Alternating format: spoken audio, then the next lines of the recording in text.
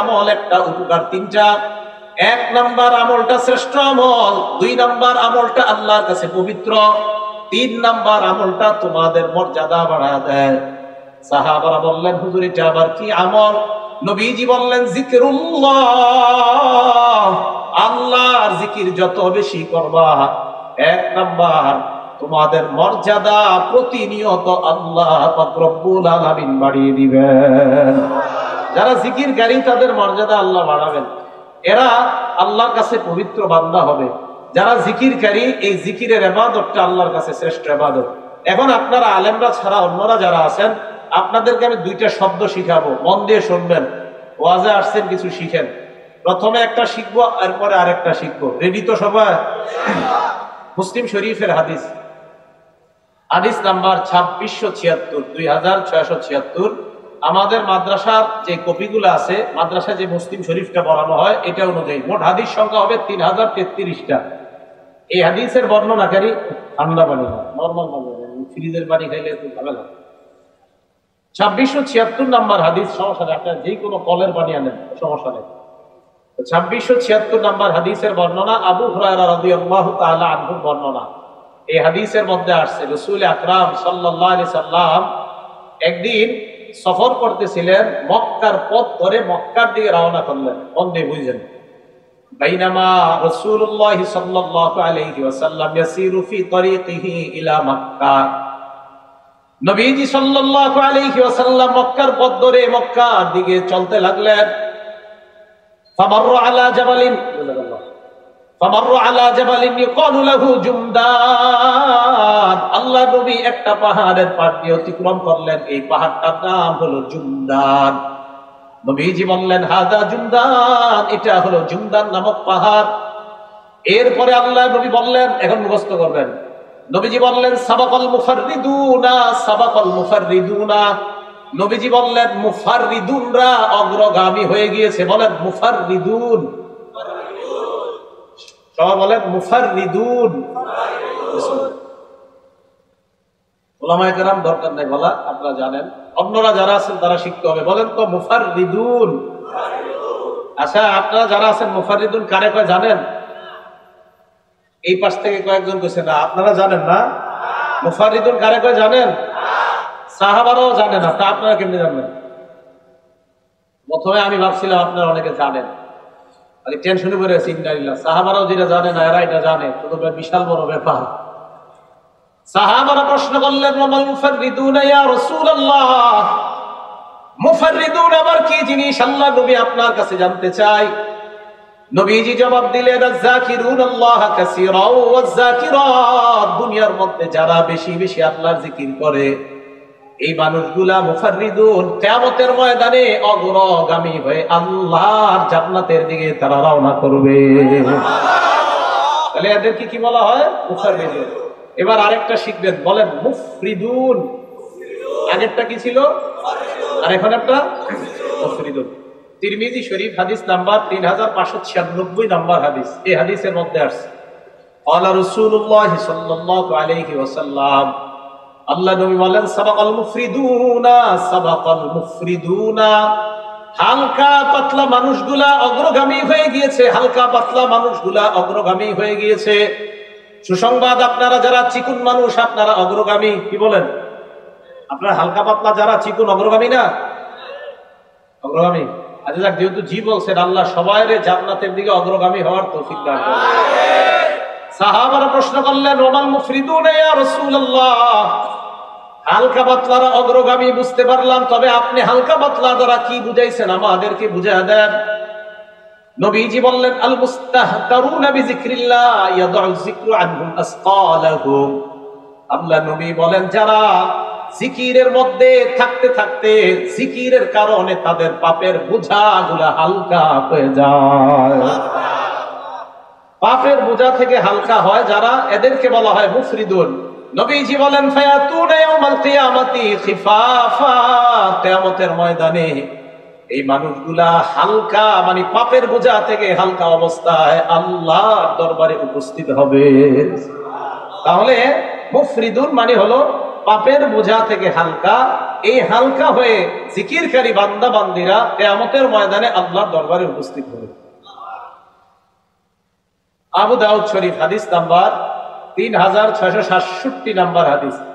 এই হাদিসের বর্ণনাকারী আনাস রাদিয়াল্লাহু তাআলা আনহু, তিনি বলেন, عن أنس بن مالك رضي الله تعالى عنه قال قال رسول الله صلى الله عليه وسلم لأن أقعد مع قوم يذكرون الله من صلاة الفجر إلى أن تطلع الشمس أحب إلي من أن أعتق 4 من ولد إسماعيل। নবীজি বলেন, ফজরের নামাজের পর থেকে সূর্য ওঠার আগ পর্যন্ত জিকিরকারী বান্দাদের সাথে বসে থাকা, ইসমাইলি বংশের 4টা গোলাম আযাদ করার চাইতেও জিকিরকারীদের সাথে বসে থাকা আমি নবীর কাছে বেশি প্রিয় হয়ে যায়। জিকিরকারীদের সাথে ফজর থেকে সূর্য ওঠা পর্যন্ত বসে থাকা ইসমাইলি বংশের 4টা গোলাম আযাদ করার চাইতে আমি নবীর কাছে বেশি প্রিয়। ওয়ালা আন আকুদা মা কওমিন ইয়াযকুরুনাল্লাহ মিন সালাতিল আসর ইলা আন তাগরুবা শামস, আসরের নামাজের পর থেকে সূর্য ডুবার আগ পর্যন্ত জিকিরকারীদের সাথে বসে থাকা আহাব্বু ইলাইয়া মান আনরাতিকা 4টা গোলাম আযাদ করার চাইতে আসর থেকে মাগরিবের আগ পর্যন্ত জিকিরকারীদের সাথে বসে থাকা আমি নবীর কাছে বেশি প্রিয় হয়ে যায়। এইজন্য জিকিরকারীদের সাথে বসা, জিকির করা, জিকির শোনা, এটা সৌভাগ্যের ব্যাপার, এটা ঈমানের পরিচয়। তাই আল্লাহ বললেন, ইন্নামাল মুমিনুনা আল্লাযীনা ইযা যুকিরাল্লাহু ওয়াজিলাত কুলুবুহুম, ঈমানদার তারা যাদের সামনে আল্লাহর নাম নেওয়া হলে, আল্লাহর জিকির করা হলে তাদের অন্তরগুলা ভীত সন্ত্রস্ত হয়ে যায়। আল্লাহ আমাদেরকে বেশি বেশি জিকিরের মজলিসে বসার তৌফিক দান করেন। সহিহ বুখারী হাদিস নাম্বার 6408 নাম্বার হাদিস। বিসমিল্লাহ। আল্লাহুম্মা লাকাল হামদু ওয়া লাকাশ শুকর। সহিহ বুখারী 6408 নাম্বার হাদিসের বর্ণনা। এই হাদিসের মধ্যে আসছে, রাসূল আকরাম সাল্লাল্লাহু আলাইহি সাল্লাম বলেন, ইন্না লিল্লাহি মালাইকাতান ইয়াতুফুনা ফিত তুরুকি ইয়ালতামিসুনা আহলায যিকরি। আল্লাহর কিছু মনোনীত ফেরেশতা আছে, এই ফেরেশতাদের কাজ হলো আপনাদের রাস্তাগুলো আছে না ছোট ছোট, এই রাস্তাগুলোতে তারা তওয়াফ করতে থাকে, আর জিকিরের মজলিস আছে কোথায় এদেরকে তারা তালাশ করতে থাকে। فإذا وجدوا قوما يذكرون الله تنادوا هلموا إلى حاجتكم। আপনাদের এই মাদ্রাসার ময়দানের পাশে যে রাস্তা, আশরাফপুর কৃষ্ণনগরের রাস্তা, এই রাস্তা দিয়ে একদল ফেরেশতা হাঁটতেছিল, তওয়াফ করতেছিল। এই ফেরেশতারা আপনাদের মতো একদল জিকিরকারী মজলিস পাওয়ার পর অন্যান্য রাস্তার ফেরেশতাদেরকে ডাক দেয়। ডাক দেওয়ার পর কয়, তানাদাউ হালুম্মু ইলা হাজাতিকুম, আসো তোমরা আমরা যেই দলটাকে তালাশ করতেছিলাম সিরাজুল উলুম হাফিজিয়া ইসলামিয়া হাফিজিয়া মাদ্রাসার প্রাঙ্গণে ওই জিকিরকারী মজলিসটাকে আমরা পেয়ে গেলাম। অন্যান্য রাস্তার ফেরেশতারা এই রাস্তার ফেরেশতাদের সাথে একত্রিত হয়, ফায়াহুফুনাহুম বিআজনিহাতিহিম ইলাস সামাঈদ দুনিয়া। এই ফেরেশতারা পুরা মজলিসটাকে বেষ্টন করে একজনের কাঁধের উপর আরেকজন, এইভাবে ফেরেশতাদের গোল আকৃতির একটা সারি আল্লাহর আসমান পর্যন্ত পৌঁছে যায়। ফায়াসআলুহুম রাব্বুহুম ওয়া হুয়া আ'লামু বিহিম, আল্লাহ আমাদের ব্যাপারে জানে, এরপরেও প্রশ্ন করে, মাযা ইয়াকুলু ইবাদি, আমার বান্দারা কি বলে? ফেরেশতারা বলে, ইউসাব্বিহুনাকা ওয়া ইউমাজ্জিদুনাকা ওয়া ইউকাব্বিরুনাকা ওয়া ইয়াহমাদুনাক। তারা মাঝে মাঝে সুবহানাল্লাহ বলে, বলেননি? মাঝে মাঝে আলহামদুলিল্লাহ বলে, বলেন না? মাঝে মাঝে আল্লাহু আকবার বলে, মাঝে মাঝে আপনার প্রশংসা করে। আল্লাহ বলেন, হাল রাউনি, আমার বান্দারা আমাকে দেখছে না? মাবুদ দেখে নাই। আল্লাহ বলেন, কাইফা লাউ রাউনি, যদি দেখতো তাহলে কি করত? ফেরেশতারা জবাব দেয়, লাউ আন্নাহুম রাউকা কানু আশাদ্দা লাকা ইবাদা ওয়া আশাদ্দা লাকা তামজিদান ওয়া তাহমিদান ওয়া আকসারা লাকা তাসবিহা। আপনাকে যদি দেখতো আরো বেশি বেশি আপনার তাসবিহ পাঠ করতো, আরো বেশি বেশি আপনার প্রশংসা করতো। কি আল্লাহরে দেখলে আমরা বেশি তাসবিহ পড়তাম না? আল্লাহরে দেখবো না ইনশাআল্লাহ আমরা? জান্নাতের সবাই যাতে একসাথে আল্লাহরে দেখতে পারে, আল্লাহ তৌফিক দান করেন। এটা হাদিস শোনাবনি। সাহাবাদেরকে নবীজি বসা, পূর্ণিমার চাঁদের দিকে তাকাইলেন রাসূল সাল্লাল্লাহু আলাইহি ওয়াসাল্লাম। নবীজি বললেন, হাল তুদারুনা ফি রুয়াতিহি, এই পূর্ণিমার চাঁদ দেখতে তোমাদের সমস্যা হয়? সাহাবারা কয়, না সমস্যা হয় না। নবীজি বললেন সাতারাউনা রাব্বাকুম কামা তারাউনা হাযাল কমারা ফি লাইলাতিল বদরি লা তুযাররুনা ফি রুইয়া ওয়া ফি রিওয়ায়া লা তুযাররুনা ফি রুইয়া। এই চাঁদ দেখতে যেমন সমস্যা হয় না, জান্নাতে সরাসরি আল্লাহকে দেখতে সমস্যা হবে না। ফেরেশতাদেরকে আল্লাহ বলে আমারে দেখলে কি করতে, আরো বেশি বেশি আপনার প্রশংসা করতে। এবার আল্লাহ বলে মাযা ইয়াসআলুনানি, তারা আমার কাছে কি চায়? আপনি আমার সাথে বলেন হে আল্লাহ, আমরা আপনার কাছে জান্নাত চাই। ফেরেশতারা বলে ইয়াসআলুনাকাল জান্নাত, আল্লাহ তারা আপনার কাছে জান্নাত চায়। জান্নাত চাইতো। এবার আল্লাহ বলেন কাইফা লাউ রাউহা, তারা জান্নাত দেখছে। ফেরেশতারা কয় না, আল্লাহ বলে কাইফা লাউ রাউহা, যদি দেখতো কি করতো? ফেরেশতারা জবাব দেয় যদি দেখতো কানু আশাদ্দা আলাইহা হিরসা, মাবুদ জান্নাত দেখলে জান্নাতের প্রতি আরো তারা লোভী হয়ে যাইতো। ওয়া আশাদ্দা লাহা তালাবা, জান্নাত আরো বেশি করে তালাশ করতো। ওয়া আযমা ফিহা রাগবা, জান্নাতের ব্যাপারে আরো বেশি আগ্রহী হয়ে যাইতো। এবার আল্লাহ বলে মিম্মা ইয়াতাআওয়াজুনা, আমার কাছে তারা কি থেকে পানাহ চায়? বলেন আমার সাথে হে আল্লাহ, আমরা আপনার কাছে জাহান্নাম থেকে পানাহ চাই। তো ফেরেশতারা বলে আল্লাহ তারা আপনার কাছে জাহান্নাম থেকে পানাহ চায়। আজকে কিন্তু আমরা আল্লাহর কাছে জান্নাতও চাইলাম, আবার জাহান্নাম থেকে পানাহও চাইলাম। তো আল্লাহ কয় জাহান্নাম থেকে পানাহ চায়? কয় হ্যাঁ। দেখছে? কয় না। কাইফা লাউ রাউহা, দেখলি কি করতো? ফেরেশতারা জবাব দেয় যদি দেখতো কানু আশাদ্দা মিনহা ফিরারা, দেখলে আরো বেশি বেশি জাহান্নাম থেকে পালাইতো। ও আশাদ্দা লাহা খাউফা, আরো বেশি বেশি ভয় করতো।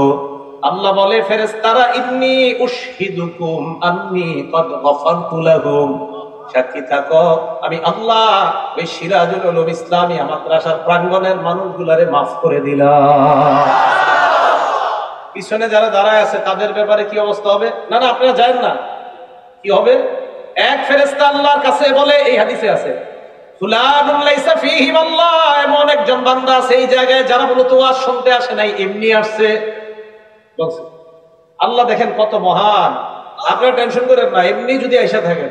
আল্লাহ কয় হুমুল জুলাসা লা ইয়াশকা জালিসুহুম, এই জায়গার মজলিসটা এত দামি মজলিস, তাদের পিছনে যারা এমনিও আসে আমি তাদেরকেও মাফ করে দেই। তাহলে জিকিরের মজলিসে গেলে আপনি যদি অন্য কোনো প্রয়োজনে গিয়ে বসে যান আল্লাহ মাফ করে দিবেন।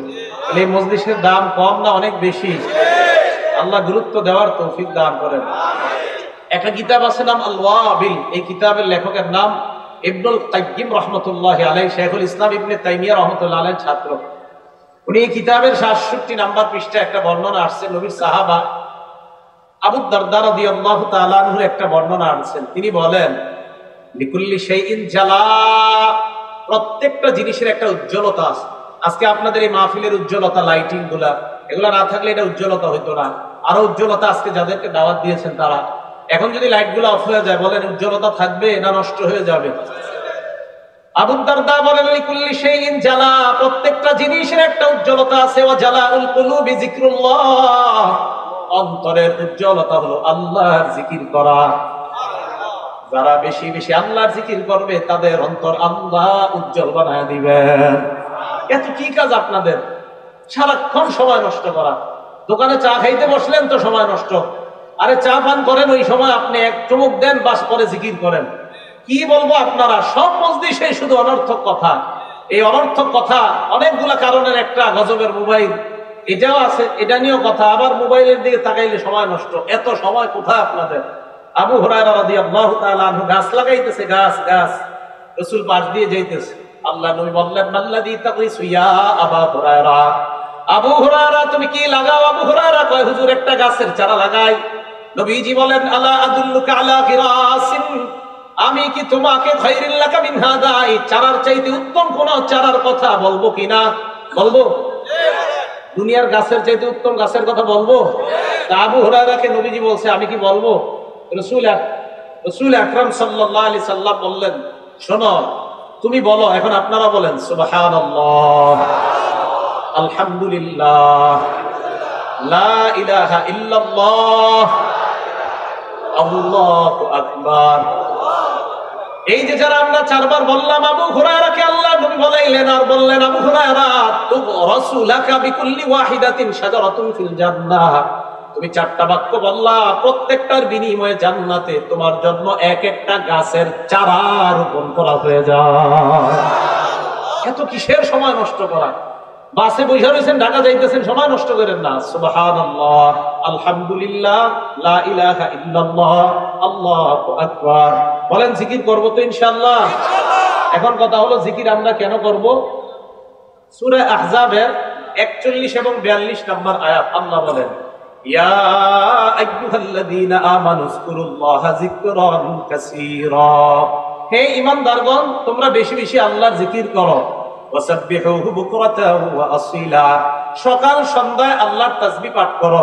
এই জন্য আমরা জিকির করব, যে আল্লাহ পাক রব্বুল আলামিনের হুকুম, তাই আমরা জিকির করব। তিরমিজি শরীফের একটা হাদিস শোনাবো আপনাদেরকে। শোনানোর আগে আমার সাথে ইখলাসের সাথে, আমিও ওনার দিকে তাকাবো না, উনিও আমার দিকে তাকাবে না, ওনার দিকে আমি তাকাবো না, উনিও আমার, প্রত্যেকে নিজে আল্লাহরে দেখানোর জন্য, পাশের কাউকে দেখানোর জন্য না, একদম সবাই আল্লাহকে দেখানোর জন্য একবার বলবেন, আমিও বলবো, আপনারাও। আগে আপনাদের প্রত্যেকের চাহিদা হলো যে আমি আল্লাহরে দেখানোর জন্য বলতেছি, বলবেন তো ইনশাআল্লাহ? বলেন আমার সাথে, লা ইলাহা ইল্লাল্লাহ। না না, হয় নাই, আমারটা হয় নাই ইখলাসের সাথে, মনে হচ্ছে। আবার ইখলাসের সাথে, লা ইলাহা ইল্লাল্লাহ। বলছেন না? আচ্ছা, এবার হাদিস শুনুন। তিরমিজি শরীফের 3590 নম্বর হাদিস। ক্বালা রাসূলুল্লাহ সাল্লাল্লাহু আলাইহি ওয়াসাল্লাম, আল্লাহ নবী বলেন, মা ক্বালা আব্দুল্লাহ ইলাহা ইল্লাল্লাহ আত্তু মুখলিসান। নবীজি বলেন, কোন বান্দা যদি একবার ইখলাসের সাথে পড়ে লা ইলাহা ইল্লাল্লাহ, ইল্লা ফুতিহাত লাহু আবওয়াবুস সামা হাত্তা তুজিয়া ইলাল আরশ। আমরা যারা ইখলাসের সাথে একবার লা ইলাহা ইল্লাল্লাহ পড়লাম, নবীজি বলেন আসমানের সবগুলা দরজা খুলে দেওয়া হয়েছে, তোমার লা ইলাহা ইল্লাল্লাহ যেন আরশ পর্যন্ত পৌঁছে যায়। শুধু একবার। রাত্রে 3টার দিকে ঘুম ভেঙে গেছে, বিবি ঘুমায়, ছেলে মেয়ে সবগুলা ঘুমাইতেছে, হাদিস মনে পড়ে গেছে কি, যে রাসূলুল্লাহ বলছে একবার ইখলাসের সাথে লা ইলাহা ইল্লাল্লাহ পড়লে আসমানের সব দরজা খোলে। তো রাত 3টার দিকে হঠাৎ ঘুম ভাঙছে, ইখলাসের সাথে পড়েন লা ইলাহা ইল্লাল্লাহ। দুনিয়ার মানুষ জানেও না, আশরাফপুরের গ্রামবাসী জানেও না আপনি যে রাত 3টায় আসমানের সব দরজা খুলে ফেলছেন। জিকিরের মাধ্যমে জিহ্বাটা তরুতাজা রাখে। এবার আমার সাথে 3টা বাক্য বলবেন, বলেন আল্লাহু আকবার কাবীরা, আল্লাহু আকবার কাবীরা, আলহামদুলিল্লাহি হামদান কাসীরা, আলহামদুলিল্লাহি হামদান কাসীরা, সুবহানাল্লাহি বুকরাতাও ওয়া আসীলা, সুবহানাল্লাহি বুকরাতাও ওয়া আসীলা। বলছেন তো সবাই? এবার হাদিস শুনেন। তিরমিজি শরীফের 3592 নম্বর হাদিস। ক্বালা রাসূলুল্লাহ সাল্লাল্লাহু আলাইহি ওয়াসাল্লাম, নবীজি সাহাবা আব্দুল্লাহ ইবনে ওমর বলেন, বাইনামা নাহনু নুসাল্লি মা রাসূলিল্লাহি সাল্লাল্লাহু আলাইহি ওয়াসাল্লাম, একবার আমরা আল্লাহর নবীর সাথে নামাজ আদায় করতেছিলাম। ফাকালা রাজুলুম মিনাল কওম, আল্লাহু আকবার কাবীরা, আলহামদুলিল্লাহি হামদান কাসীরা, ওয়া সুবহানাল্লাহি বুকরাতাও ওয়া আসীলা। এক ব্যক্তি বলে উঠল, আল্লাহ একমাত্র বড়, সমস্ত প্রশংসা আল্লাহর, সকাল সন্ধ্যা তাসবিহ পাঠ করি আল্লাহর। এগুলো হলো অর্থ। নবীজি বললেন, মানিল কাইলু কালিমাতান কাযা ওয়া কাযা। আচ্ছা, এই কথাগুলো কে বলছে মাত্র? এক সাহাবা বললেন, আনা ইয়া রাসূলুল্লাহ, হুজুর আমি বলছি। নবীজি বললেন, আজিবতু লাহা, তুমি যেই বাক্যগুলো বললা, তোমার বাক্য শুনে আমি নবী আশ্চর্য হয়ে গেলাম। কেন আশ্চর্য হইলাম জানোনি? তুমি 3 বাক্য বললা, আমি তাকায় দেখলাম ফুতিহাত লাহা আবওয়াবুস সামা, তোমার এই 3 বাক্য আরশে পৌঁছার জন্য আল্লাহর আসমানের সবগুলা দরজা খুলে দেওয়া হয়েছে। সময়গুলা কাজে লাগান, গীবত শেখায়ত করেন না। চাই স্টলের সামনে বৈশা অমুকে কি করলো, তমুকে কি করলো, এই গীবত না করে, এই গীবত শেখায়ত না করে, এই জিহ্বাটা জিকিরের মাধ্যমে তরুতাজা রাখেন। এই জিহ্বাটা সব সময় জিকির জারি রাখেন। আল্লাহ তৌফিক দান করেন। তাহলে ইমানদারের 1 নাম্বার পরিচয়, যাদের সামনে জিকির করা হলে অন্তর কেঁপে ওঠে। এই জিকিরের অনেকগুলা ফাজাইল জানলাম। 2 নাম্বার, আমরা কেন করব? আল্লাহর হুকুম।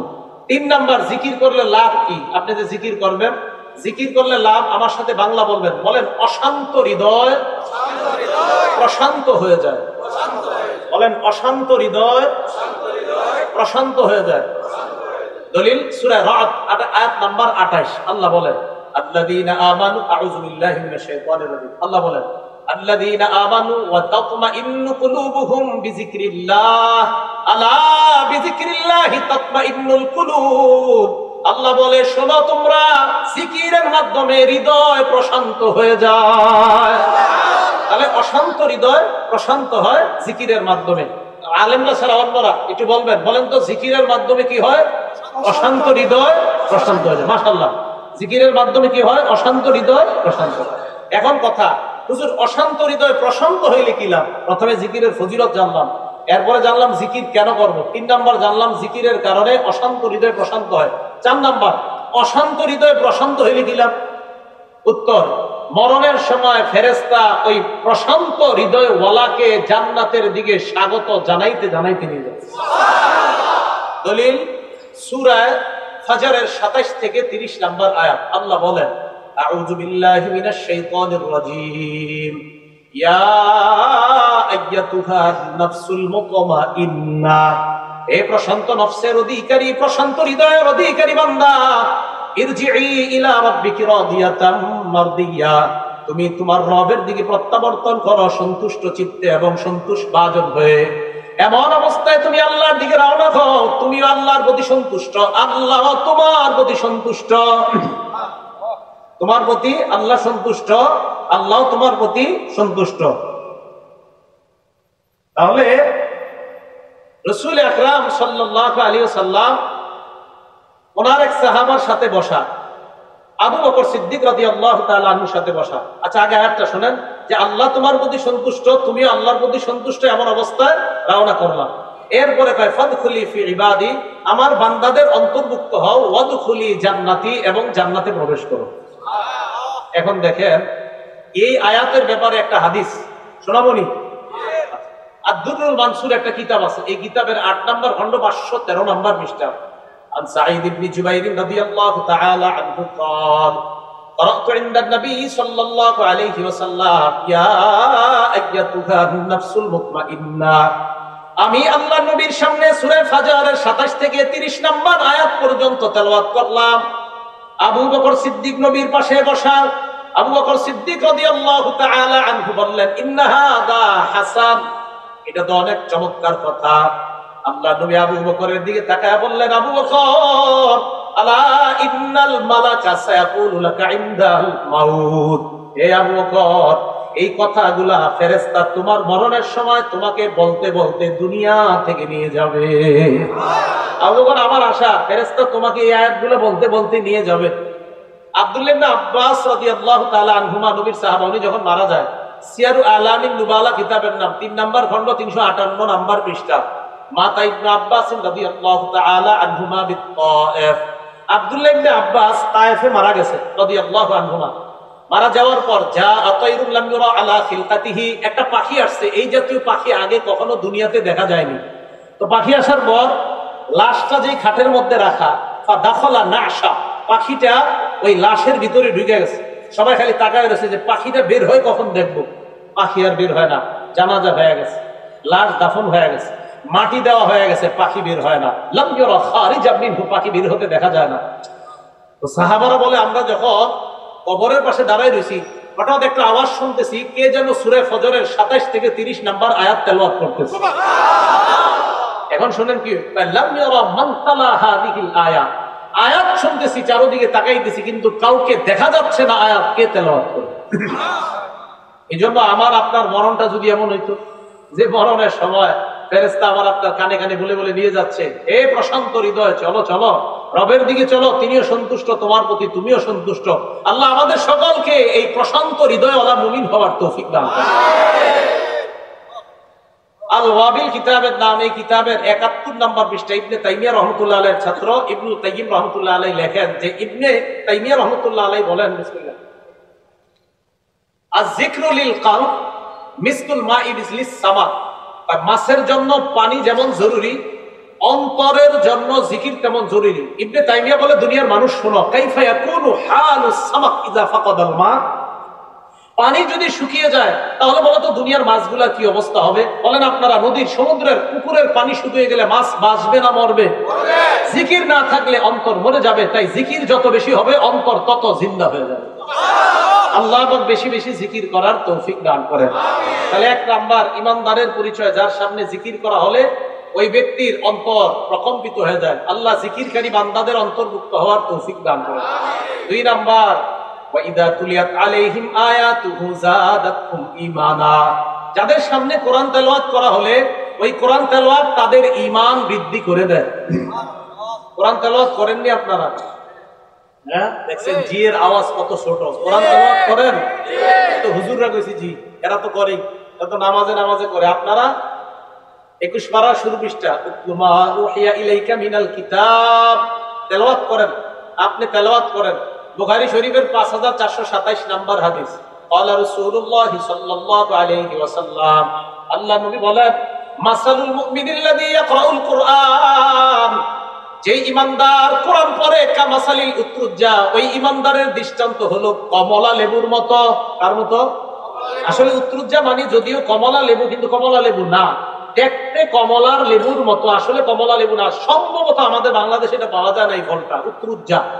এই উত্তরুজ্জা সম্ভবত আরবে পাওয়া যায় নিশ্চিত, বাকি আমাদের দেশে সম্ভবত এটা পাওয়া যায় না। বাকি কদমতলি, বাদামতলি, ঢাকার ওই জায়গায় খোঁজ নিলে পাওয়া যেতে পারে যে উত্তরুজ্জা, যেটা কমলা লেবুর মতো দেখতে কিন্তু কমলা লেবু না। এই ফলটার স্বাদ বড় চমৎকার, ঘ্রাণ বড় চমৎকার। যেই ইমানদার কোরআন তেলাওয়াত করে ওই ইমানদারের ইমানের স্বাদ এবং ঘ্রাণ আল্লাহর কাছে পৌঁছে যায়। স্বাদও থাকে, ঘ্রাণও থাকে। ওয়ামাসালুল মুমিনিল্লাযী লা ইয়াকরাউল কুরআন, যে ইমানদার কোরআন তেলাওয়াত করে না, কামাসালিত তামরা, ওই ইমানদারের দৃষ্টান্ত হলো খেজুরের মতো। লাইসা লাহা রিহুন, খেজুরের কোনো ঘ্রাণ নাই, তবে স্বাদ আছে। ঈমানের কারণে তার স্বাদ আছে, কিন্তু তেলাওয়াত না করার কারণে তার কোনো ঘ্রাণ নাই। 3 নাম্বার, মাসালুল মুনাফিকিল্লাযী ইয়াকরাউল কুরআন কামাসালির রাইহানা, যে মুনাফিক কোরআন পড়ে তার দৃষ্টান্ত হলো ফুলের মতো। মুনাফিকের দৃষ্টান্ত, কোরআন পড়ে ফুলের মতো, ঘ্রাণ আছে, ফুলের মতো ঘ্রাণ আছে, কিন্তু ফুলের মিষ্টি নাই, কারণ ঈমান নাই। ওয়ামাসালুল মুনাফিকিল্লাযী লা ইয়াকরাউল কুরআন কামাসালিল হানজালা, যে মুনাফিক কোরআন পড়ে না তার দৃষ্টান্ত মাকাল ফলের মতো। এই ফলের ঘ্রাণও নাই, আবার এই ফল স্বাদও না। আল্লাহ আমাদের সকলকে কোরআন তেলাওয়াত যেন করতে পারি প্রতিনিয়ত আল্লাহ তৌফিক দান করেন। কোরআন তেলাওয়াত যেই জায়গায় সবচেয়ে বেশি করা হয় এই জায়গাগুলোর নাম কি? মাদ্রাসা। বলেন সহজে, কি নাম? মাদ্রাসা। প্রত্যেকদিন প্রতিনিয়ত 24 ঘন্টা কোরআন তেলাওয়াত করা চলতেছে। তিরমিজি শরীফের 2909 নাম্বার হাদিসের বর্ণনা, ক্বালা রাসূলুল্লাহ সাল্লাল্লাহু আলাইহি ওয়াসাল্লাম, আল্লাহ নবী বলেন, খায়রুকুম মান তাআল্লামাল কুরআনা ওয়া আল্লামা, তোমাদের মধ্যে সর্বোত্তম ওই ব্যক্তি যেই ব্যক্তি কোরআন শিখে অন্যকে শিখায়। তার মানে এটা নিশ্চিত মাদ্রাসার ছাত্র উস্তাদ তারা সবচেয়ে সর্বোত্তম ব্যক্তি, যারা কোরআন শিখে, কোরআন শিখায়। তিরমিজি শরীফের 2910 নাম্বার হাদিস, ক্বালা রাসূলুল্লাহ সাল্লাল্লাহু আলাইহি ওয়াসাল্লাম, মান ক্বারাআ হারফান মিন কিতাবিল্লাহ ফালাহু বিহি হাসানা ওয়াল হাসানাতু বিআশরি আমসালিহা, কোরআনের একটা অক্ষর যদি কেউ পড়ে তার আমলনামায় আল্লাহ 10টা সওয়াব লিপিবদ্ধ করে দেয়। পড়েন তো, আলিফ লাম মিম। রাসূল আকরাম সাল্লাল্লাহু আলাইহি সাল্লাম বলেন, আমি বলি না যে আলিফ লাম মিম একটা হরফ, ওয়ালাকিন আলিফুন হরফুন, আলিফ একটা হরফ, ওয়ালামুন হরফুন, লাম একটা হরফ, মিমুন হরফুন, মিম একটা হরফ। আলিফ লাম মিম যারা পড়লাম আমাদের আমলনামায় আল্লাহ 30টা সওয়াব লিপিবদ্ধ করে দিয়েছেন। কোরআন পড়া যেই জায়গায় হয় এটার নাম মাদ্রাসা। মাদ্রাসায় পড়া হয় লেখা পড়া। বলেন তো কি করা হয়? লেখা পড়া। জানেন, আমি যখন দুনিয়ার গবেষণা করি, দুনিয়ার সৃষ্টি নিয়ে বড় আশ্চর্য হয়ে যাই। আবু দাউদ শরীফের 4700 নাম্বার হাদিস, এই হাদিসের মধ্যে আসছে, ইন্না আউওয়ালা মা খালাকাল্লাহুল খালকা আল কলম, আল্লাহ সর্বপ্রথম যে জিনিসটা বানাইছে এটা হলো কলম। কি বানাইছে? অনেকে অন্যটা বলে, অনেকে অন্যটা বলে, মানে আমি আস্তে আস্তে অনেক কিছু দেখছি, মনে হয় হেরা অন্যটা কয়, বাকি কলম সহিহ হাদিস অনুযায়ী। এই কলম বানানোর পর আল্লাহ কলমকে বললেন, কলম তুমি লেখো। তো কলম কয়, মাজা আকতুবু ইয়া রাব, আল্লাহ আমি কি লিখবো? আল্লাহ বললেন, উকতুব মাকাদিরা কুল্লি শাইইন হাত্তা তাকুমাস সাআহ, কিয়ামত পর্যন্ত যা হবে সব তুমি লেখো। সুবহানাল্লাহ। তাহলে দুনিয়ার সৃষ্টির গবেষণা করলে লেখা, বলেন কি হয়? লেখা। ইসলাম গবেষণা করলে দেখেন তো কি হয়। নবী সাল্লাল্লাহু আলাইহি সাল্লাম হেরা পর্বতে বসা, বুখারী শরীফের 3 নাম্বার হাদিস, জিবরিল আমিন নবীজির কাছে আসে। আসার পর নবীকে সর্বপ্রথম বললেন, ইকরা ইয়া মুহাম্মদ, আপনি পড়েন হে মুহাম্মদ সাল্লাল্লাহু আলাইহি সাল্লাম। বলেন ইসলামের সর্বপ্রথম শব্দ পড়া, বলেন কি? দুনিয়ার সর্বপ্রথম শব্দ লেখা। ইসলামের গবেষণা করলে সর্বপ্রথম শব্দ পড়া, দুইটা মিলাইলে হয় লেখাপড়া। তাহলে লেখাপড়া ধর্মীয় শিক্ষা যেই জায়গায় হয় এটা হলো মাদ্রাসা। বলেন এটার নাম কি? মাদ্রাসা। মাশাআল্লাহ সিরাজুল উলুম ইসলামিয়া হাফিজিয়া মাদ্রাসা ছাত্রদের এখানে সংকুলন হচ্ছে না, এত পরিমাণ ছাত্র। এটা কি খুশির খবর না দুঃখের খবর? ছাত্র জায়গা দিতে না পারাটা এটা কি খুশির খবর না দুঃখের খবর? এই জন্য মাদ্রাসার ছাদ ঢালাই হচ্ছে ছাত্রদের, এই জন্য থাকার ব্যবস্থার জন্য ছাদ ঢালাই হচ্ছে, ছাদ ঢালাই হবে ইনশাল্লাহ। আরো অনেক কাজের বাকি আছে, শ্রমিকদের পারিশ্রমিক সহ প্রচুর পরিমাণ কাজও বাকি এবং অর্থনৈতিক একটা প্রয়োজন আছে। এই জন্য মাদ্রাসার অর্থনৈতিক বিষয়টা আমরা সকলে লক্ষ্য রাখবো তো ইনশাআল্লাহ। কি বলেন, সকলে লক্ষ্য রাখবো তো ইনশাআল্লাহ?